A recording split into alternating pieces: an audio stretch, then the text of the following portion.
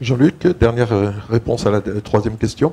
Oui, merci d'avoir mis le point sur... Ça marche. Si ça marche, il faut Oui, oui. Donc merci d'avoir mis le point sur la diaspora, parce que là, je n'y ai fait vraiment qu'une allusion lors de l'inauguration de Modi. Mais il faut voir que le BJP a toujours eu un lien particulier avec la diaspora. Il y avait une espèce d'indifférence traditionnelle avant que le BJP n'arrive au pouvoir en 1998. Et pendant le premier mandat donc, du parti, sous Atal Bihari Vajpayee, a été lancée cette journée de l'Indien de l'étranger, qui s'est maintenue depuis. Ce que j'avais mis en avant, c'était la diaspora d'origine indienne dans l'océan Indien. Maurice en est évidemment un parfait exemple. Mais à l'échelle mondiale, il y a deux diasporas qui comptent. Il y a la diaspora au Moyen-Orient où c'est 7 à 8 millions de travailleurs qui n'ont évidemment, eux, pas du tout le droit de devenir des citoyens des pays où ils travaillent souvent dans des conditions très difficiles. Mais ces émigrés indiens ramènent des milliards de dollars chaque année au pays. Et puis, il y a la diaspora dans les pays occidentaux, à commencer par la diaspora américaine, à peu près autour de 3 millions de personnes. Cette diaspora indienne aux États-Unis, c'est la communauté américaine la plus diplômée et la plus riche. Et parmi elles, donc, il y a des gens qui sont proches du BJP, qui sont au BJP, qui sont membres de la Vishva Hindu Parishad, l'Assemblée hindoue universelle, qui sont membres du RSS, qui a maintenant des branches, mais je cherchais un terme qui ne soit pas un anglicisme, des branches à l'étranger. Et puis on a parfois alors des cas tout à fait caricaturaux. La diaspora est importante parce que, par exemple, elle a tenu, la diaspora américaine, une part importante dans le rapprochement entre les États-Unis et l'Inde après les essais nucléaires, dans les accords sur le business, puisqu'il y a évidemment des chambres de commerce bilatérales. Mais la chose peut-être la plus significative, même si elle est anecdotique, c'est l'existence lors de la campagne de Trump pour sa présidentielle. C'est la création par un homme d'affaires indien de Chicago, ou d'origine indienne en l'occurrence, de ce qui s'est appelé le Hindu Republican Party, pour soutenir la campagne de Trump. Trump, en revanche, en retour plutôt, est allé rencontrer des Indiens où il a évidemment dit, vous pouvez le deviner, Hindus are fantastic guys. Je m'arrêterai là. Mais il y a beaucoup de choses à dire parce que on retrouve ce qu'il faut bien comprendre. Et là, en 30 secondes, au-delà de la diaspora, le nationalisme hindou, c'est un nationalisme qui, depuis toujours, a une vision mondiale. L'Inde a été, dans l'Antiquité, le gourou du monde, Vishvaguru.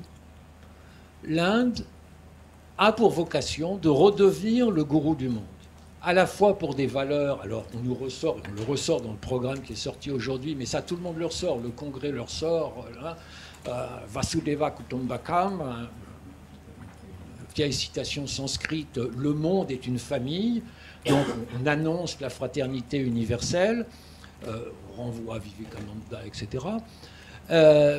Mais ce qu'il y a d'intéressant, c'est que dans l'idée, l'Inde pourrait redevenir le gourou du monde, c'est pas simplement par la sagesse antique, c'est aussi éventuellement par la maîtrise des technologies de l'information, la maîtrise de la science, et là on retrouve ce qui a été dit sur le tir de missiles antisatellites qui arrive, comme par hasard, au très bon moment, à la veille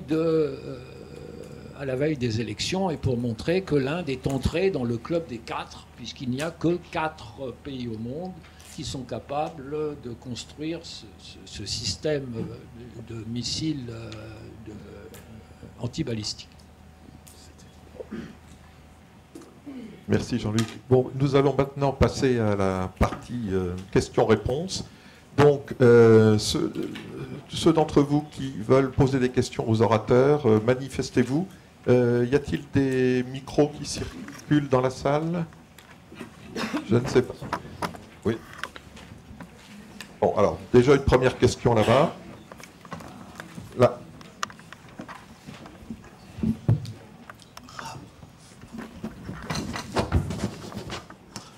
Bonjour, merci beaucoup pour votre information. J'ai deux questions à poser d'une façon, les deux, un à M. Jafflot, l'autre à M. Racine. À M. Jafflot, je voulais poser que vous avez déjà parlé du rôle des médias et comment certaines chaînes sont vraiment proches de la gouvernement au pouvoir en ce moment. Et vous avez également parlé du rôle des set houses comme The Wire, The Print, par exemple. Mais là, je voulais demander, étant donné que ces houses-là, comme le Wire et le Print, sont vraiment utilisés par une partie très petite de la population et pas tellement dans la partie qui est d'un certain âge, eux, ils dépendent toujours sur les journaux ou la télévision. Comment est-ce qu'on peut garder le pouvoir de la presse de vraiment avoir une élection avec toutes les idées d'une façon?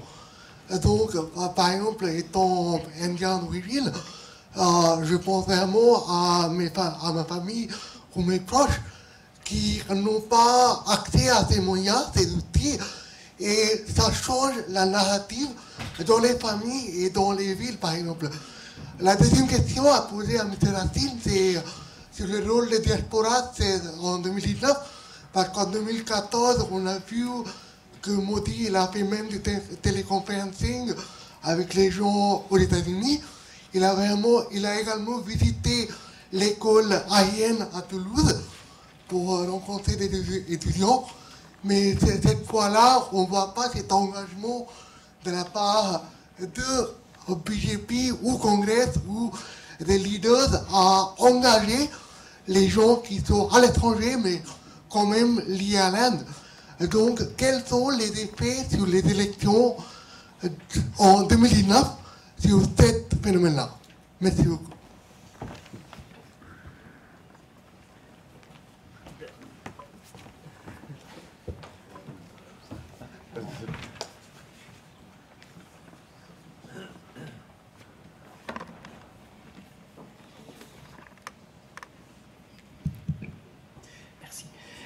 D'un mot, il y a un besoin de régulation des médias en Inde. On parle de régulation dans l'économie, on ne parle pas assez de régulation sur le marché des idées. Par exemple, une des choses qu'en 2014 on aurait dû réguler, c'est le temps de parole dans les grands médias. Toutes les évaluations ont montré un déséquilibre extraordinaire. La couverture des grandes chaînes a totalement ignoré à l'époque Rahul Gandhi, a donné la deuxième place à Arvind Kejriwal, et Narendra Modi a monopolisé un temps d'écoute absolument inouï. Donc réguler, c'est indispensable. Réguler à aller jusqu'à obliger le débat démocratique de se passer à la télévision. On est dans une sphère publique qui est sur le one-way traffic.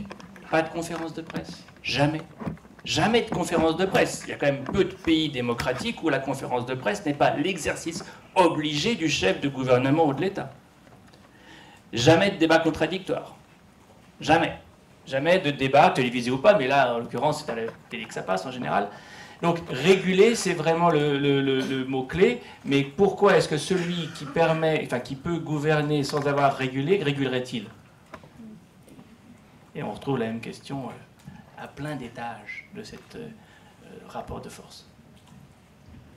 Alors, oui, c'est bon. Pour la question qui m'a été posée, le cycle des élections s'ouvre dans quelques jours. Il va durer 2 mois, donc ça laisse encore du temps, évidemment, à Narendra Modi. Je ne sais pas quel est son agenda diplomatique, mais vraisemblablement, pendant les 2 mois, il va faire des voyages à l'étranger, puisque c'est un des premiers ministres les plus voyageurs, si j'ose dire. En un mandat, il a fait plus que Manmohan Singh en 2 mandats. Mais en même temps, au-delà de ce que peut être un contact direct avec la diaspora, moi j'observe que Modi bénéficie d'une reconnaissance internationale qui est quand même notable. Qui a fait la conférence d'ouverture de Davos? Narendra Modi, cette année. Quelques mois plus tard, qui a fait la keynote address de la conférence Shangri-La, qui est le grand débat international sur la sécurité en Asie? C'est Modi. Qui vient de recevoir la plus haute distinction des Émirats arabes unis? Je dis bien des Émirats arabes unis. 3 semaines après les tensions indo-pakistanaises, c'est Narendra Modi. Qui vient de recevoir un prix pour la paix par une ONG coréenne, dont on précise qu'elle n'est pas liée au gouvernement, mais enfin, c'est Narendra Modi. Donc on peut supposer que ce genre... Alors je ne suis pas sûr évidemment que tous les ressortissants de la diaspora regardent de près ce qu'a été le discours de Modi à Shangri-La ou à Davos. Mais il est très facile pour l'ensemble des structures du Sangh Parivar, que ce soit le RSS, le BJP en tant que tel, the Friends of India International, qui est donc cette association qui a des antennes dans tous les pays en lien avec donc le nationalisme hindou. Il est très facile, évidemment, de souligner que le héros bénéficie pas simplement du soutien de ses partisans, mais qu'il a aussi une certaine reconnaissance de grandes instances internationales. Et ça, je pense qu'on ne se privera pas dans la machine de propagande électorale de souligner ce genre de choses. Et pour le reste, évidemment, on va relayer ce que sont les attaques du BJP contre le Parti du Congrès. La toute dernière étant que le Parti du Congrès, ça c'était hier dans un discours de Modi, le programme du Congrès, c'est un programme pro-Pakistan, anti-armée indienne. Hein, puisque on est quand même dans une campagne très dure, et je dirais très dure des 2 côtés. Un argument tout en nuances. Ouais. Question.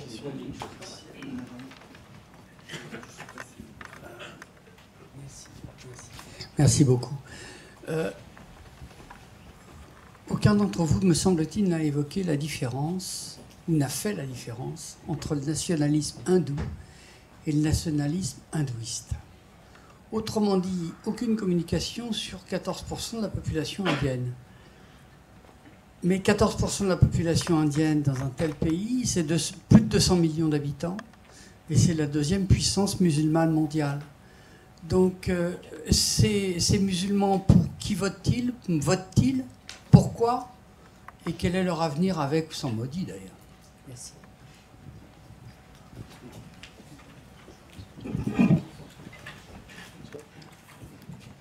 Je veux bien répondre à cette question. Le livre qui est sur la table est sous-titré National-populisme et démocratie ethnique, pour une raison très simple, c'est qu'effectivement, cette Inde de Modi, c'est celle qui fait l'impasse sur les minorités. Et vous dites 14% de non-hindous, 14% et même plus même de musulmans, auxquels il faudrait ajouter les chrétiens, les sikhs et d'autres.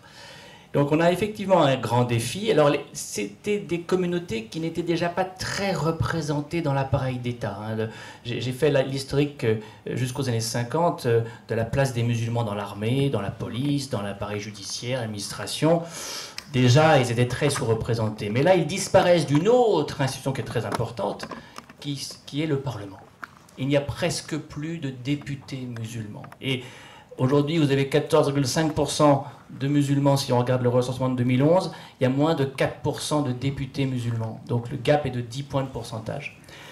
Mais ça, c'est, je dirais, un problème qui pourrait être que formel. En Asie du Sud-Est, les Chinois sont parfois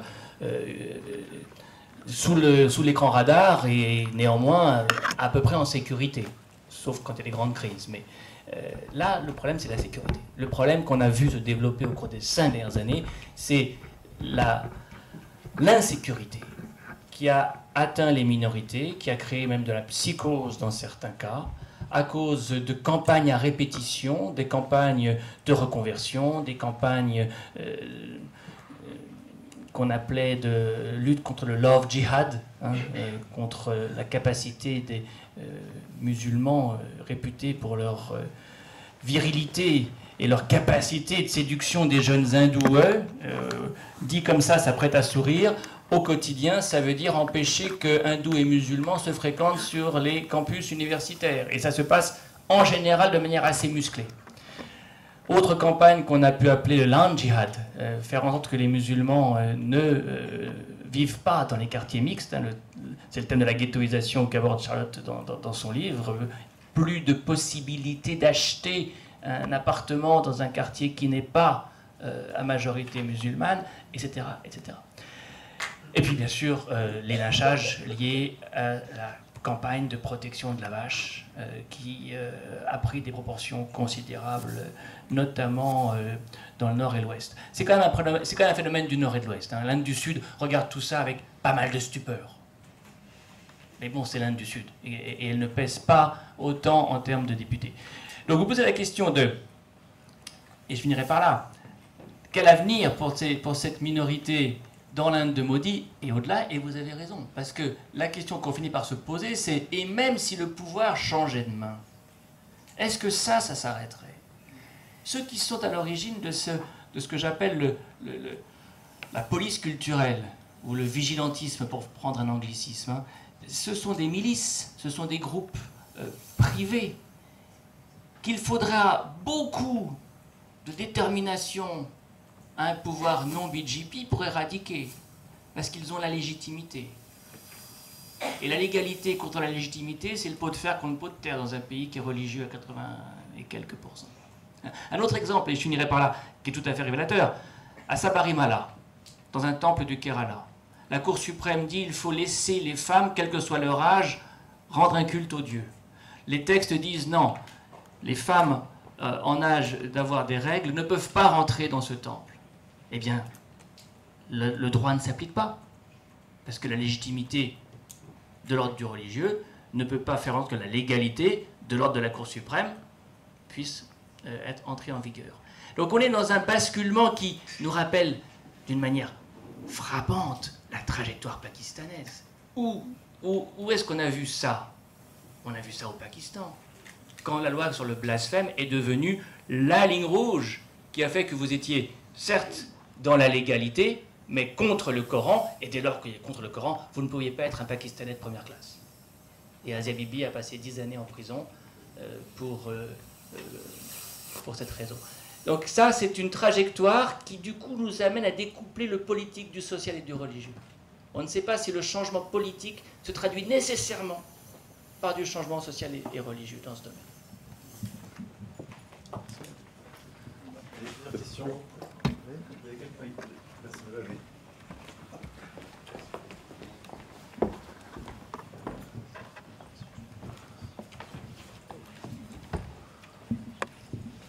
Merci. Bonsoir. J'ai une question autour de Make in India.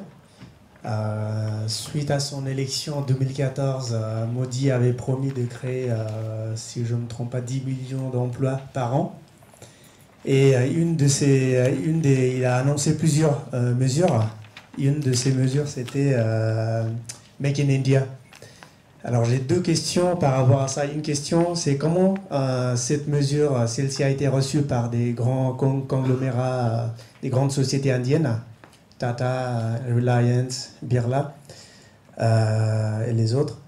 Et ensuite, deuxième question, quel est le bilan aujourd'hui du Make in India et est-ce que le résultat, le bilan, ça va impacter comment le résultat pourrait impacter la prochaine élection? Merci. Isabelle?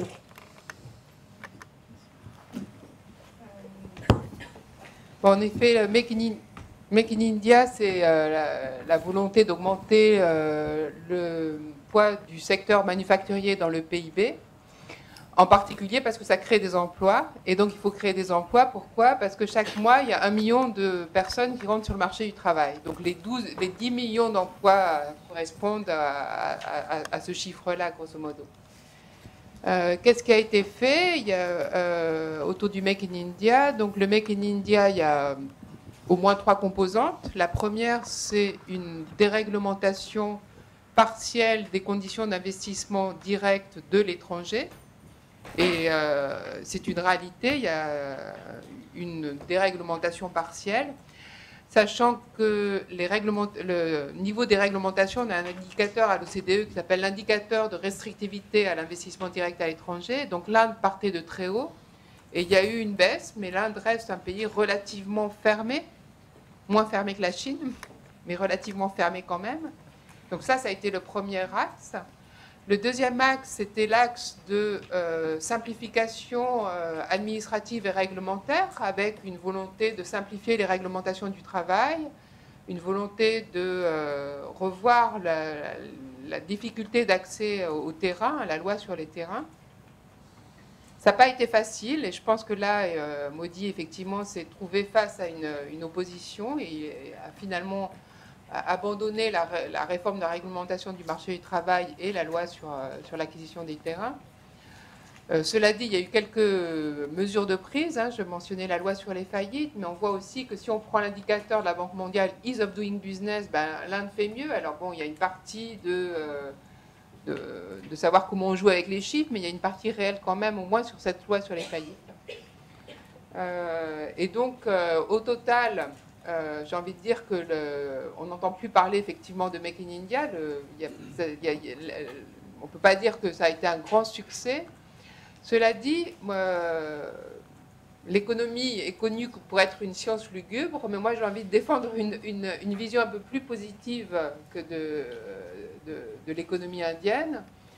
Si nous, à l'OCDE, on garde une vision assez positive de l'économie indienne et de son potentiel.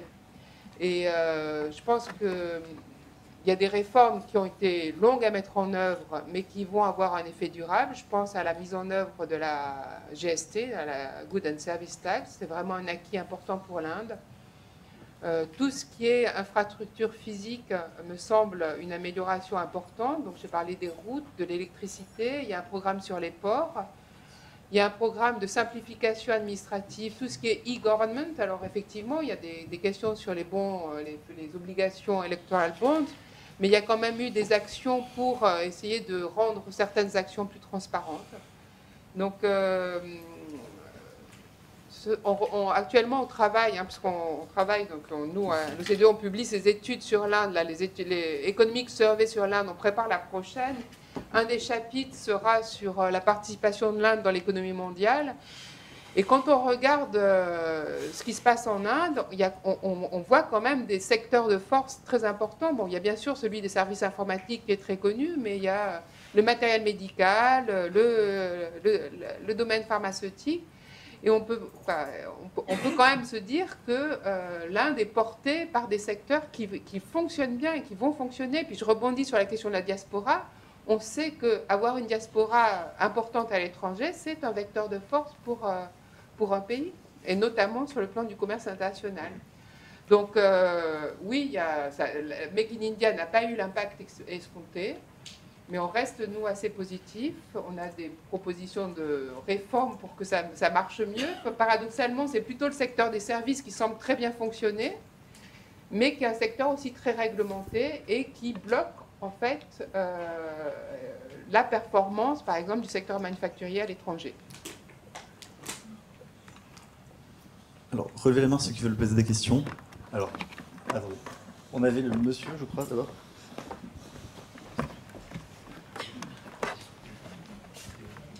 Oui, c'est une question à M. Jaffrelot. Qu'en est-il actuellement de la situation, des perspectives des partis régionaux? Parce qu'ils sont un élément important du rapport de force à Delhi. Est-ce qu'ils sont forts dans leur bastion? Est-ce qu'ils passent des coalitions avec le BJP ou avec le Congrès? Enfin, voilà. C'est une question clé, puisque depuis maintenant 10 ans, même peut-être 15, 50% des électeurs indiens votent pour un parti régional aux élections nationales. Et donc depuis maintenant quasiment, les années 90, c'est la règle. Alors, ce qu'on a vu, c'est, je dirais, premièrement, des partis régionaux se rapprocher. On a même pensé qu'une troisième force n'était pas impossible. C'est vrai que sous la pression du BJP, ils voient le BJP débarquer chez eux les uns après les autres. Donc ils se serrent les coudes. Mamata Banerjee, Naidu, par exemple, le chef de gouvernement du West Bengal d'un côté, de l'Andhra Pradesh de l'autre, Arvind Kejriwal à Delhi, se voient, se concertent et parfois vont jusqu'à se partager les circonscriptions. Et ça, c'est le scénario le plus accompli de ces rapprochements. En Uttar Pradesh, BSP et SP se sont partagés les circonscriptions 50-50. Et ça va faire une vraie différence. Le sondage qui est sorti aujourd'hui donnait en Uttar Pradesh 44% pour le BJP, 44% pour cette alliance SP-BSP. Ça, c'est forcément une perte en ligne en termes de sièges pour le BJP, qui a remporté 71 des 80 sièges à l'Uttar Pradesh, qui ne pourra pas réaliser cet exploit grâce à à cause de cette alliance. Il y a un deuxième cas de figure qui est le Congrès réussit à faire des alliances avec des partis régionaux. Mais ça n'est pas allé aussi loin que c'était en quelque sorte attendu. Il y a l'alliance avec le GDS au Karnataka, il y a l'alliance avec Naidu en Andhra Pradesh. Par parenthèse, Naidu a quitté la coalition du BJP pour rejoindre la coalition du Congrès, et ça c'est une perte quand même importante.